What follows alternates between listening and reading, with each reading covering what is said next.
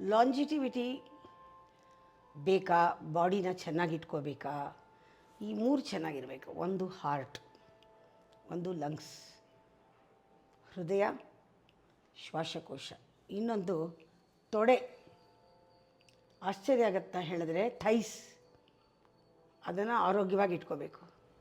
ಎಲ್ಲರೂ ಕೇಳ್ತಾರೆ ಯಾಕೆ ಇದು ಒಂದು ಸ್ಟ್ಯಾಟಿಸ್ಟಿಕ್ಸ್ನಲ್ಲಿ ನೋಡಿದ್ರೆ ತುಂಬ ವರ್ಷ ಬದುಕಬೇಕಾದ್ರೆ, ಸರಿಯಾಗಿ ಬದುಕಬೇಕಾದ್ರೆ, ಚೆನ್ನಾಗಿ ಬದುಕಬೇಕಾದ್ರೆ ಹಿಸ್ಟಾರಿಕಲ್ಲಾಗಿ ಇತಿಹಾಸದಲ್ಲಿ ಹೇಳ್ತಾರೆ, ತೊಡೆ ತಟ್ಕೊಂಡು ಹೇಳ್ತಾರೆ ಬಲ ಅಲ್ಲಿದೆ, ಜಂಗಾಬಲ ಅಂತ ಹೇಳ್ತಾರೆ.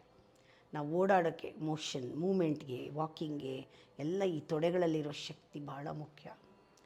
ಬರೀ ಎಕ್ಸಸೈಸ್ ಮಾಡೋದಲ್ಲ, ಅದು ಸೋಷಿಯಲ್ ವೆಲ್ಬೀಯಿಂಗೆ.